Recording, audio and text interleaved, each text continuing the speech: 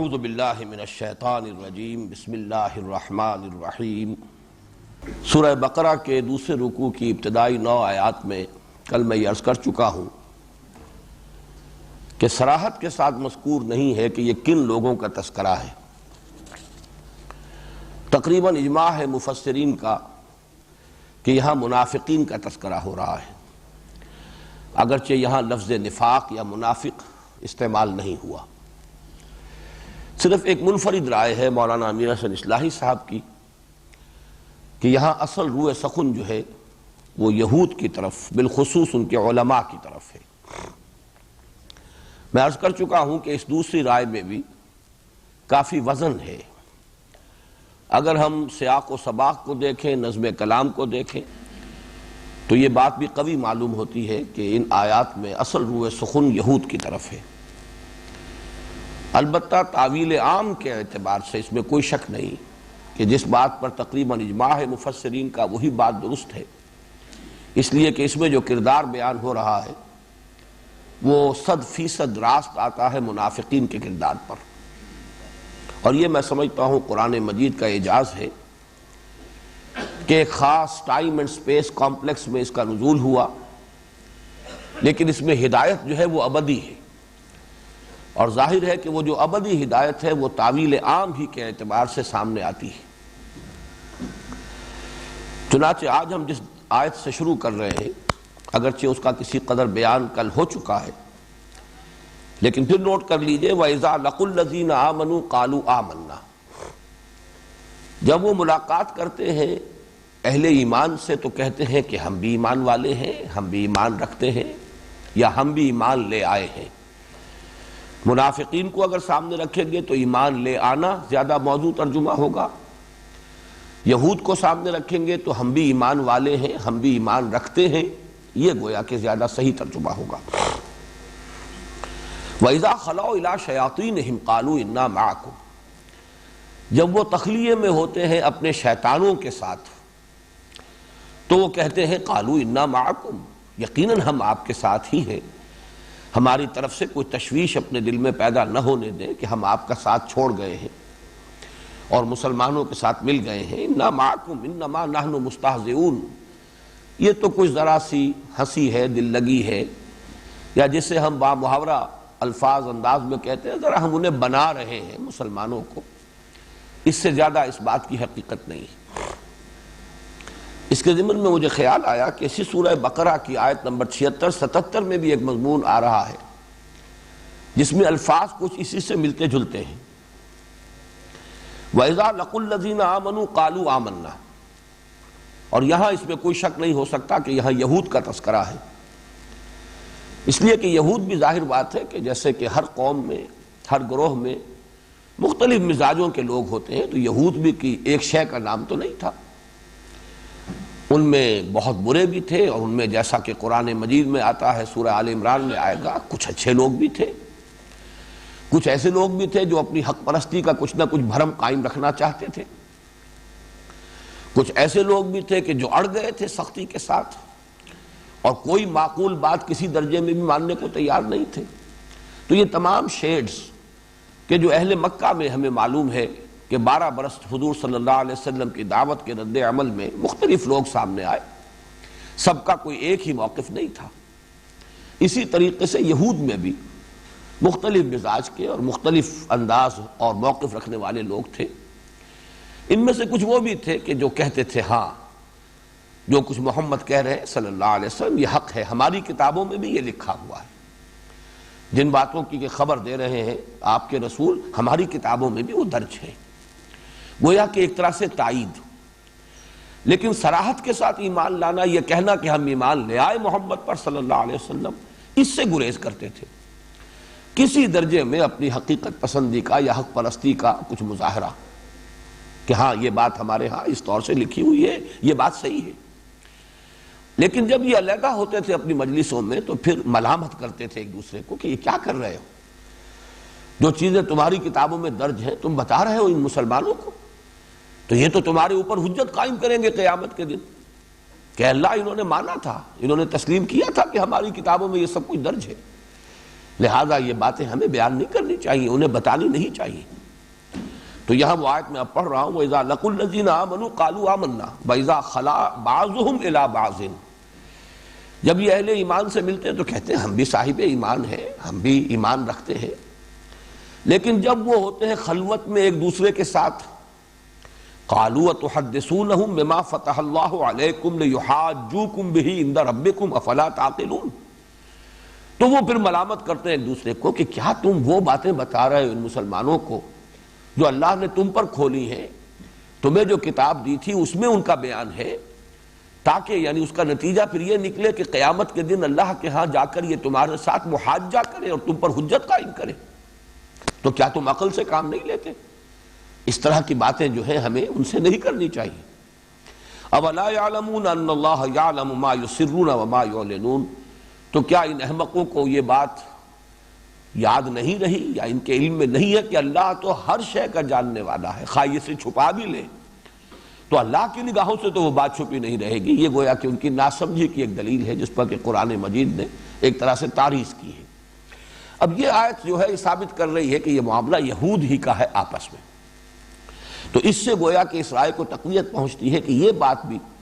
یہود ہی سے متعلق ہے کہ وَإِذَا لَقُوا الَّذِينَ آمَنُوا قَالُوا آمَنَّا وَإِذَا خَلَوْا إِلَىٰ شَيَاطِينِهِمْ، اب دیکھیے وہاں تھا اذا خلا بعضهم الى بعض آپس میں، یہاں ہے خلاؤ الى شیاطینہم، اب یہ شیاطین ان کے سردار ہیں، جیسا کہ میں کل عرض کر چکا ہوں، شطنا یہ آتا ہے تباعدا، بہت دور نکل گئے، یعنی اپنی ضد میں ہٹ درمی میں انتہا کو پہنچے ہوئے لوگ، تباعدا بہت دور ہو گیا، اور شاتا یشیتو احترق بالغضب والحسد، کوئی شخص جو ہے وہ غصے اور حسد میں جل رہا ہو تو وہ ہے شاتا یشیتو، اس سے پھر فعلان کا وزن بنے گا مبالغے کا، جو کہ حسد میں اور غصے میں کی آگ میں بالکل بھسم ہو گئے ہیں، جل بھول کر کباب ہو گئے،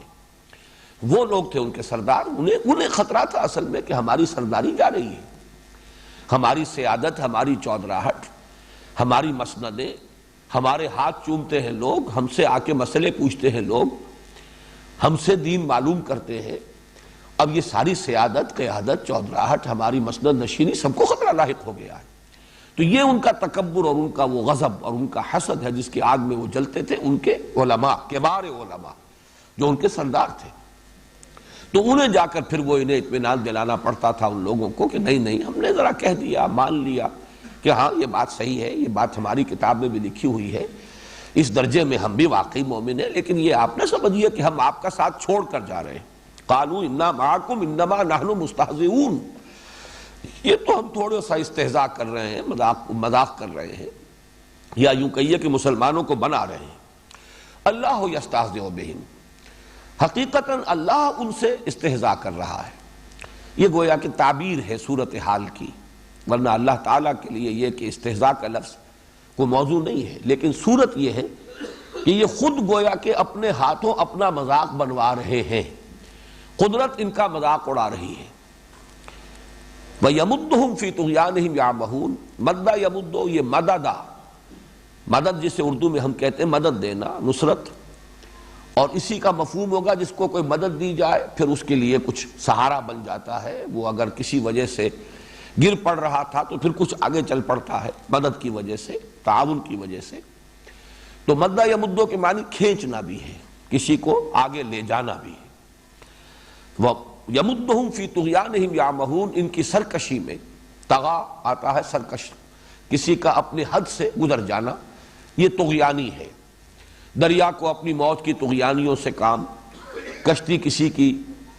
پار ہو یا درمیان رہے تو طغیانی، دریا جب اپنے حدود کے اندر بہ رہا ہے تو وہ صورت دوسری ہے، جب وہ اپنی حدود سے تجاوز کر گیا تو یہ طغیانی ہے۔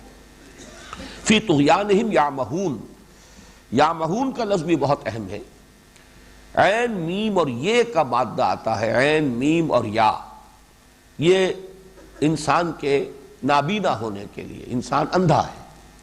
یعنی اس کی بصارت باطن ظاہری موجود نہیں ہے، آنکھوں میں نور نہیں ہے، بینائی نہیں ہے، یہ لفظ آگے آئے گا، یہ عمیٌ، وہ لوگ کے جو اندھے ہیں، یہ ہے عین میم ہے یا ہا، ام کے معنی ہے ایک باطنی بصیرت سے محرومی، ایک ہے بصارت ظاہری، آنکھوں سے کسی شے کا دیکھنا، ایک ہے بصیرت باطنی، دل سے کسی حقیقت کا ادراک اور شعور۔ اے اہل نظر ذوق نظر خوب ہے، لیکن جو شے کی حقیقت کو نہ دیکھے وہ نظر کیا؟ تو ایک ہے دل کا دیکھنا، ایک ہے آنکھوں کا دیکھنا۔ جس کی آنکھوں کی بینائی جو زائل ہو گئی وہ اعمیٰ ہے، اس کی جمع ہے عمیٌ، اور جس کی باطنی بصیرت زائل ہو گئی ہے وہ ہے عین میم ہے یعمہون۔ اب یہ بصیرت سے، داخلی اور باطنی بصیرت سے محروم ہو کر بڑھتے چلے جا رہے ہیں، بھٹکتے چلے جا رہے ہیں۔ یہ نوٹ کیجئے کہ اس رکوع میں 2 مرتبہ تو لا یشعرون آ چکا ہے، ایک مرتبہ لا یعلمون آ چکا ہے۔ سورہ منافقون اگر ذہن میں ہو تو لا یفقہون وہاں 2 مرتبہ آیا ہے۔ در حقیقت لا یشعرون، لا یفقہون، لا یعلمون، ان تینوں کو جمع کر لیجئے تو یہ یعمہون ہے۔ ٹامک ٹوئیاں مارتے ہوئے کوئی شخص بڑھتا چلا جا رہا ہے، اس کو نظر نہیں آ رہا ہے، شعور نہیں ہے، ادراک نہیں ہے، منزل کی خبر نہیں ہے، نہ ہاتھ باغ پہ ہے نہ پا ہے رکاب میں، لیکن انسان چلا جا رہا ہے، بڑھ رہا ہے، یہ ہے یعمہون۔ تو فرمایا وَيَمُدُّهُمْ فِي طُغْيَانِهِمْ يَعْمَهُونَ، انہیں سہارا دے رہا ہے یا ان کی رسی دراز کر رہا ہے، فوراً پکڑ نہیں رہا، اور یہ سمجھ رہے ہیں کہ ہماری یہ چال جو ہے کامیاب ہو رہی ہے۔ أُولَٰئِكَ الَّذِينَ اشْتَرَوُا الضَّلَالَةَ بِالْهُدَىٰ، یہ ہیں وہ لوگ کہ جنہوں نے خرید لی ہے گمراہی ہدایت کے عوض۔ یہاں ذرا نوٹ کیجئے کہ بیع کا لفظ آتا ہے عربی زبان میں بیچنے کے لیے، بیع و شرع، بیچنا اور خریدنا، لیکن شرع جو ہے یہ دونوں معنی دے گا۔ باب افتعال میں جب آ جائے گا اشترا، تو اشترا کے معنی خریدنا، شرع یشری بیچنا اور اشترا یشتری خریدنا، اس لیے کہ حقیقت میں یہ بیچنا اور خریدنا اصل میں ایک مبادلہ ہوتا ہے۔ جیسے کہ پہلے زمانے میں جب کہ کرنسی کا رواج نہیں تھا تو ساری تجارت جو ہے وہ مبادلے کی تھی، بارٹر کی تھی۔ کسی نے کھیت میں کام کیا ہے اور اس نے کچھ اگائے ہے، کوئی فصل جو ہے، اور اس پر محنت کر کے اناج اگایا ہے، کسی نے کرگھے پر بیٹھ کر کپڑا بنا ہے، بس وہ ضرورت کے اعتبار سے اس کا ایکسچینج کر لیتے تھے۔ اب کس کو قیمت کہیں گے اور کس کو کہیں گے کہ کموڈٹی ہے؟ اصل مال کون سا ہے، قیمت کون سی؟ دونوں ہی مال بھی ہے اور دونوں ہی کموڈٹی بھی ہے۔ یہ تو بیچ میں جب کرنسی آئی ہے تو اس کا ایک مفہوم معین ہوا ہے کہ یہ خریدار ہے اور یہ بیچنے والا ہے۔ جس نے کرنسی دی ہے وہ گویا کہ خریدار ہے، اور جس نے کوئی مال دیا وہ بیچنے والا ہے۔ لیکن یہ مبادلے کے اعتبار سے شرع یشری بیچنا، اشترا یشتری خریدنا، مادہ ایک ہی ہے۔ چنانچہ قرآن مجید میں سورہ بقرہ کی آیت نمبر 206 ہم پڑھیں گے، وَمِنَ النَّاسِ مَن يَشْرِي نَفْسَهُ ابْتِغَاءَ مَرْضَاتِ اللَّهِ، لوگوں میں کچھ ایسے بھی ہیں کہ جو اپنی جانوں کو بیچتے ہیں اللہ کی رضا جوئی کے لیے، تن من دھن سے اللہ کی رضا کے طالب ہیں، جو کچھ اللہ نے دیا ہے وہ بھی صرف کرتے ہیں، اور جسم و جان میں جو توانائیاں ہیں، صلاحیتیں ہیں، انہیں بھی صرف کرتے ہیں اللہ کی رضا کے لیے، اللہ کو راضی کرنے کے لیے۔ اور دوسری طرف سورہ توبہ کی آیت نمبر 111 میں فرمایا ان اللہ اشترى من المؤمنین انفسهم واموالهم بان لهم الجنہ، اللہ نے خرید لیے ہیں اہل ایمان سے ان کی جانیں بھی اور مال بھی، اس کے عوض کہ ان کے لیے جنت ہے۔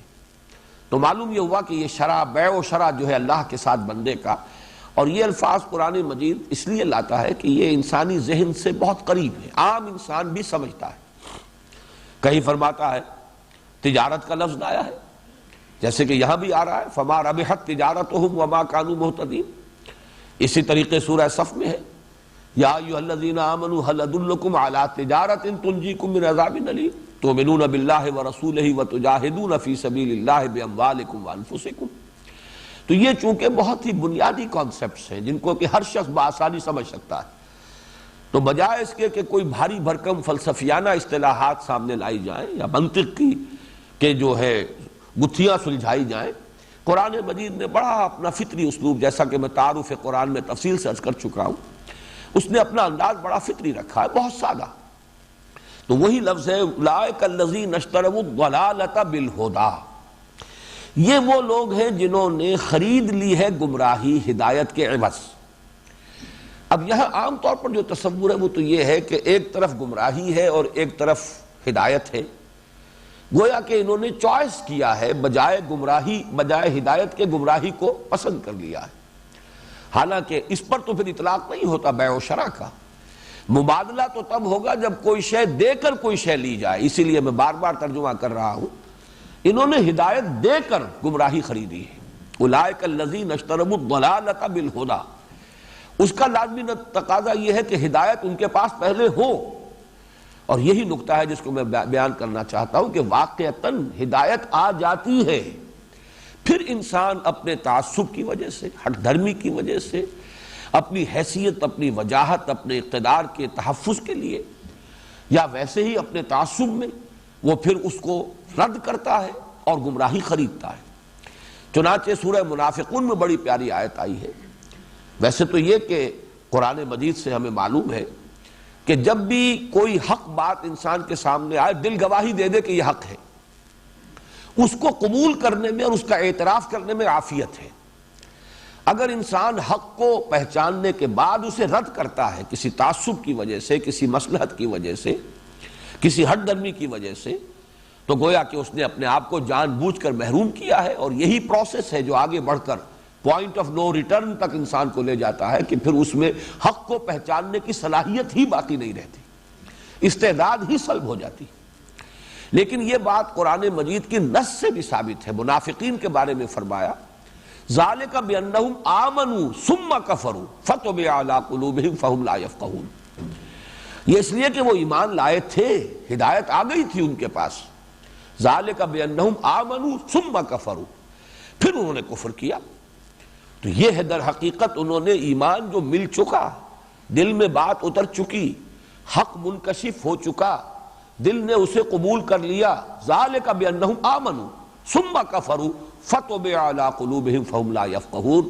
تو ان کے دلوں پر مہر کر دی گئی اور اب وہ تفقہ سے خالی ہو چکے۔ یہ میں بار بار اس لیے بیان کر رہا ہوں کہ یہ قانون ہدایت و ضلالت قرآن کا بار بار آتا ہے قرآن میں، اور اس میں انسان ذرا سا اگر اس کے جو دونوں پہلو ہیں ان کو سامنے نہ رکھے تو اشکالات پیدا ہو جاتے ہیں۔ اللہ نے مہر کر دی تو اب وہ کیسے سمجھ سکتے تھے ان کا کیا قصور ہے؟ اللہ ابتداً مہر نہیں کرتا، بلکہ یہ کہ جب انسان حق کو رد کرتا ہے پہچاننے کے بعد، اس کی سزا کے طور پر، اور وہ بھی ایک دم نہیں، رفتہ رفتہ تدریجاً، جب آدمی اس پر اصرار کرتا ہے، اس پر اڑتا ہے، اسی پر اپنے طرز عمل کو مسلسل قائم رکھتا ہے، تو پھر ہوتے ہوتے تدریجاً وہ جو استعداد ہے حق کو پہچاننے کی وہ سلب ہو جاتی ہے، جس کا آخری درجہ یہ ہے کہ ختم اللہ علی قلوبہم وعلی سمعہم وعلی ابصارہم غشاوہ ولہم عذاب عظیم۔ اولئک الذین اشتروا الضلالۃ بالہدی فما ربحت تجارتہم، تو کچھ فائدہ نہ پہنچایا انہیں ان کی تجارت نے، کچھ نفع بخش نہ ہوئی ان کی تجارت، وما کانوا مہتدین، اور نہ ہوئے وہ ہدایت یافتہ اور ہدایت پانے والے۔ یہاں پر بھی نوٹ کیجئے، یہ جو میں نے بارہا عرض کیا ہے کہ عربی زبان میں جن الفاظ کے مادے جو ہیں سے حرفی مادے وہ قریب ہوتے ہیں، ان کے مفہوم میں بھی قرب ہوتا ہے۔ یہ ہے را با ہا، ربح، ربحت، نفع ہونا، بڑھوتری ہونا، کسی چیز کے اندر اضافہ ہونا، منفعت بخش ہونا۔ را با اور وا، ربا، ربا کے معنی بھی بڑھنا ہے، اس کے اندر بھی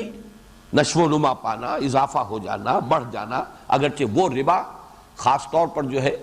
وہ مختص ہو گیا ہے اس حرام شے کے لیے، وہ اضافہ حرام ذریعے سے ہو رہا ہے، وہ ربا ہے، وہ حرام ہے اور اللہ تعالیٰ کے غضب کو بھڑکانے والا ہے۔ جائز طریقے سے نفع ہو رہا ہے تجارت سے، احل اللہ البیع وحرم الربا،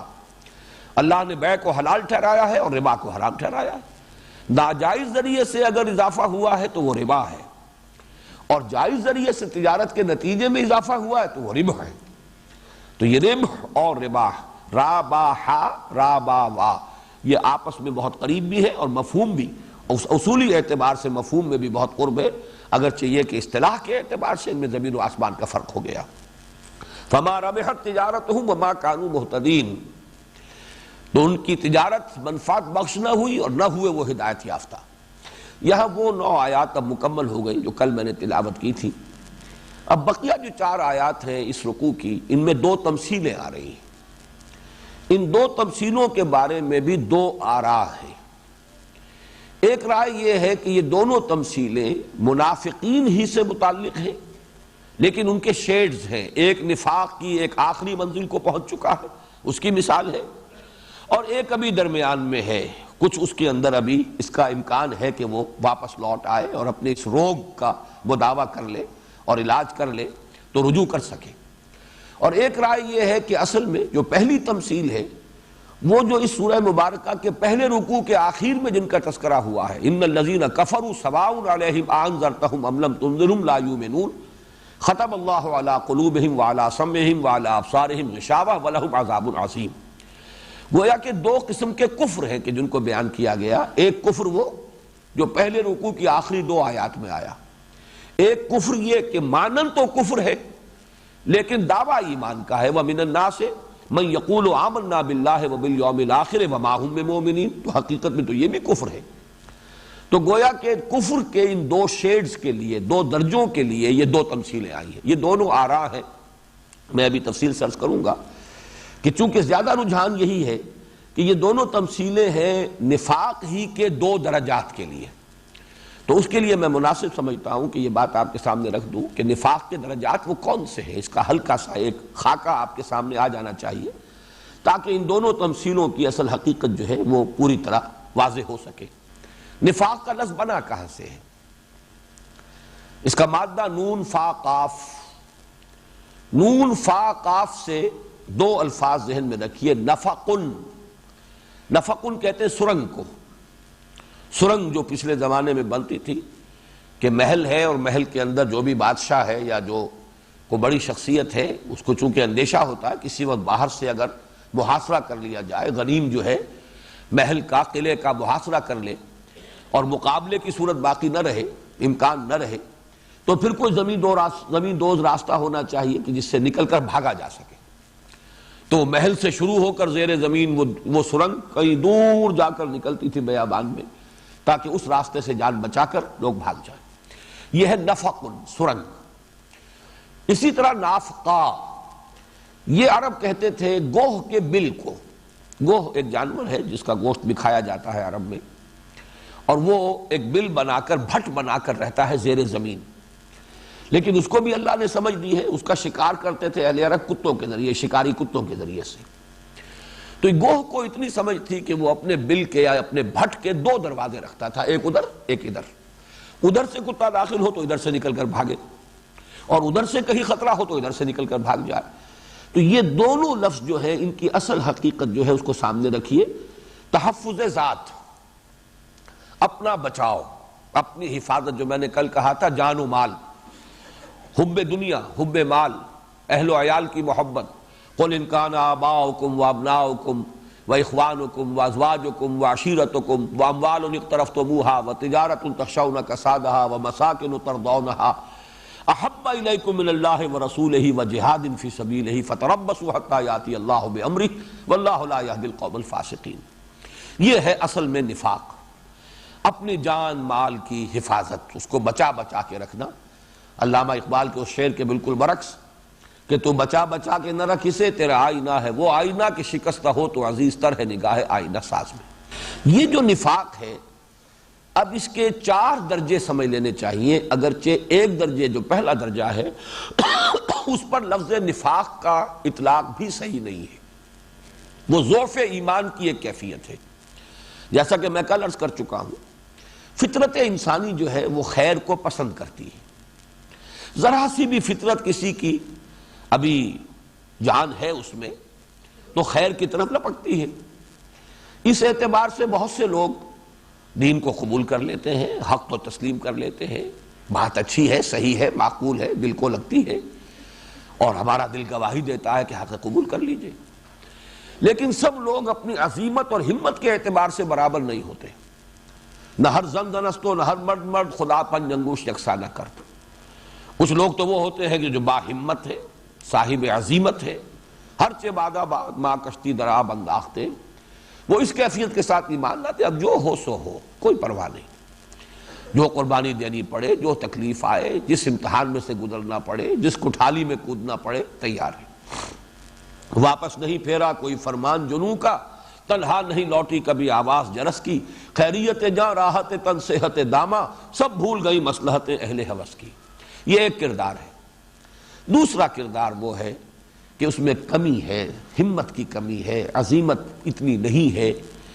چلنا بھی چاہتے ہیں لیکن ایک طرح سے سمجھیے کہ ہمت ساتھ نہیں دے رہی، حوصلہ جو ہے وہ ساتھ نہیں دے رہا۔ جب وقت آتا ہے امتحان کا، آزمائش کا، کچھ ٹھٹک کر رہ جاتے ہیں، اعصاب ڈھیلے پڑ جاتے ہیں، نیورستھینیا کسی کیفیت ہو جاتی ہے، ایسے لوگ بھی ہیں۔ اب یہ لوگ ہیں در حقیقت جن کے بارے میں اس کیفیت کا نام ہے جس کو قرآن نے کہا ہے مرض، یہ روگ ہے، یہ بیماری ہے۔ جیسے کہ جسمانی اعتبار سے تمام لوگ برابر نہیں ہیں، کچھ قوی ہیں، کچھ ضعیف ہیں، اسی طریقے سے قوت ارادی جو ہے انسان کی، یہ مانوی جو اس کی شخصیت ہے، اس کے اندر بھی قوی ہمت والے لوگ بھی ہیں، قوی الہمت اولو العزم، اور ضعیف الہمت لوگ بھی ہیں۔ ان لوگوں کا یہ ہے کہ اگر کبھی ایسا مسئلہ آیا اور وہ پیچھے رہ گئے یا جو تقاضا تھا اس کو قبول نہ کر سکے، لیکن یہ کہ وہ مانتے رہے کہ صاحب ہم سے کمزوری ہوئی ہے، ہم ہمت نہیں کر سکے، کوتاہی ہوئی ہے، تقصیر ہے، اگر اس کا اعتراف ہو رہا ہو تو یہ نفاق نہیں ہے، یہ بس ضعف ایمان کی ایک کیفیت ہے، ایمان کی کمزوری کی ایک کیفیت ہے، نفاق نہیں ہے۔ البتہ یہ کہ یہ انسان کی اب میں طبیعت کا لفظ استعمال کر رہا ہوں، فطرت نہیں، طبیعت کا یہ بھی تقاضا ہے عزت نفس، جس کو کہ سورہ بقرہ ہی میں ہم پڑھیں گے، وَإِذَا قِيلَ لَهُ اتَّقِ اللَّهَ أَخَذَتْهُ الْعِزَّةُ بِالْإِثْمِ۔ ایسا بھی ہوتا ہے کہ کسی شخص کی کسی غلطی کو اگر اس کے سامنے بیان کیا جائے اور اس کو متنبہ کیا جائے اور کہا جائے کہ اللہ کا خوف کرو، تقوی اختیار کرو، مانو کہ تم سے یہ غلطی ہوئی ہے، تو وہ جھوٹی انا اور جھوٹی عزت نفس جو ہے وہ اس کو قابو میں کر لیتی ہے اور وہ اپنی بات کو تسلیم نہیں کرتا۔ اخذت العزت بالاسم، وہ عزت نفس، وہ جھوٹی انانیت جو ہے وہ اسے گناہ کے اوپر جما دیتی ہے۔ یہ کیفیت جو ہے، یہ طبیعت کی، میں اب فطرت کی طرف اس کو منسوب نہیں کر رہا، یہ طبع انسانی کا ایک تقاضا ہوتا ہے۔ تو بہت دفعہ جب انسان کہتا ہے کہ مجھ سے خطا ہوئی، مجھ سے غلطی ہوئی، میں تسلیم کرتا ہوں، ایک وقت میں آتا ہے کہ بجائے اس کے کیوں نہ جھوٹا بہانہ بنا دیا جائے، اجی نہیں ایسی بات نہیں ہے، میں تو مجبوری ہو گئی تھی، میں تو بالکل چلنے کے لیے تیار تھا، لیکن یہ کہ عین وقت پر یہ معاملہ ہو گیا، میری اس کے اندر میری کوئی تقصیر نہیں ہے، کوتاہی نہیں ہے، بلکہ یہ تو ایک حادثہ ہے جو ہو گیا میرے ساتھ۔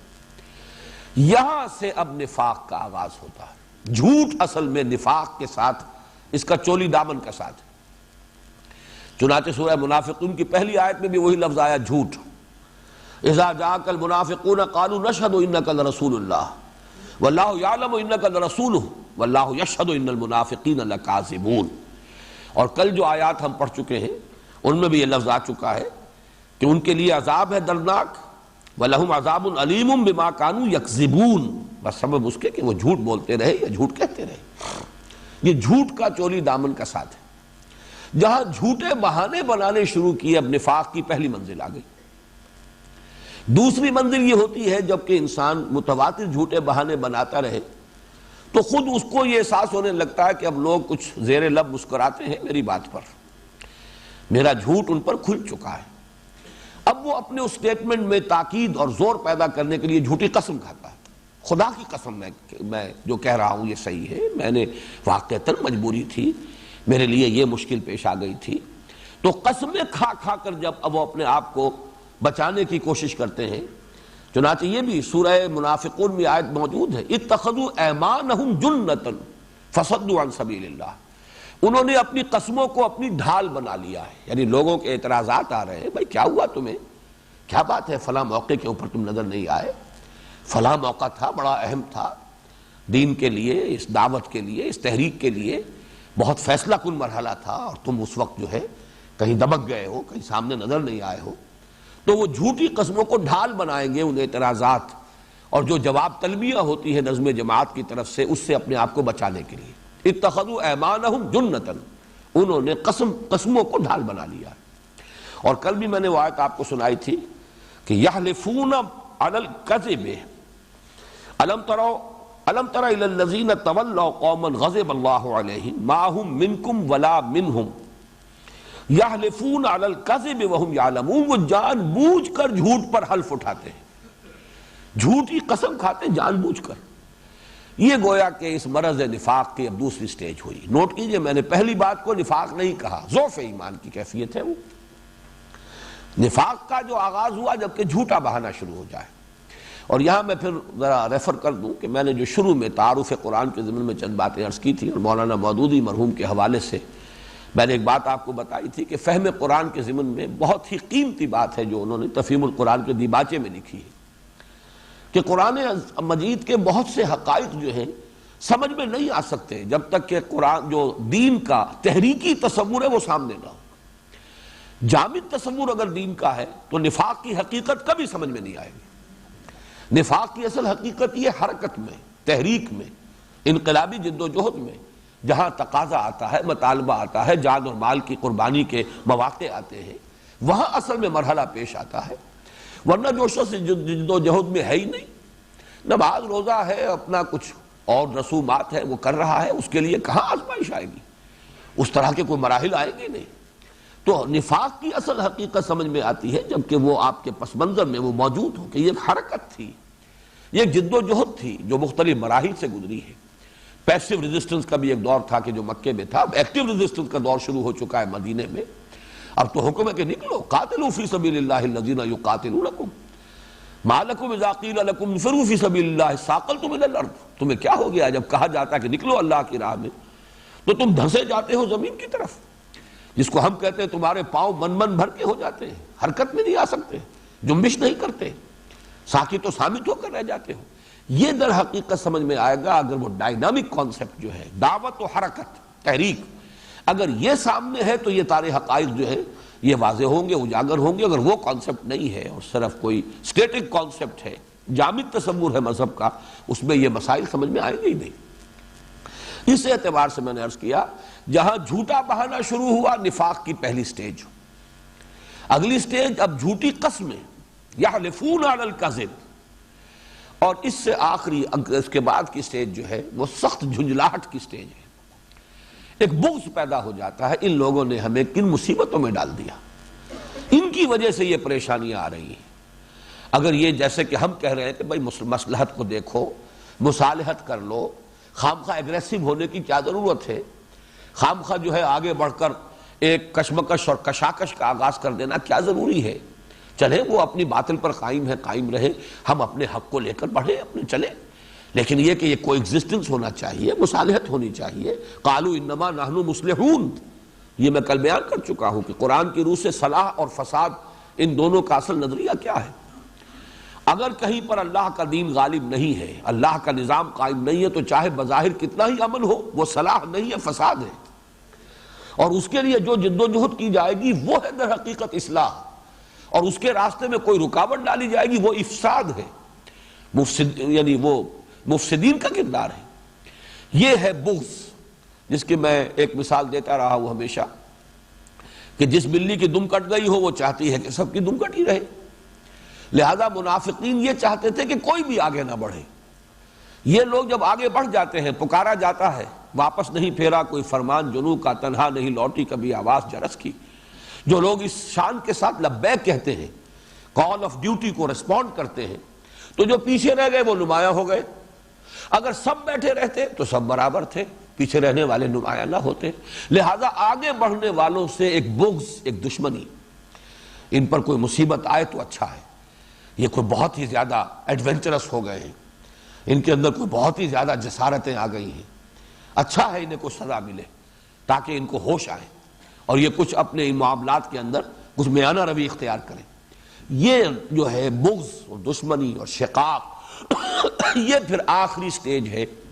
جس پر جا کر گویا کہ اسی درجے کو انسان پہنچ جاتا ہے کہ ختم اللہ علی قلوبہم وعلی سمعہم وعلی ابصارہم غشاوہ ولہم عذاب عظیم۔ یہ چار سٹیجز اگر سامنے رکھیں گے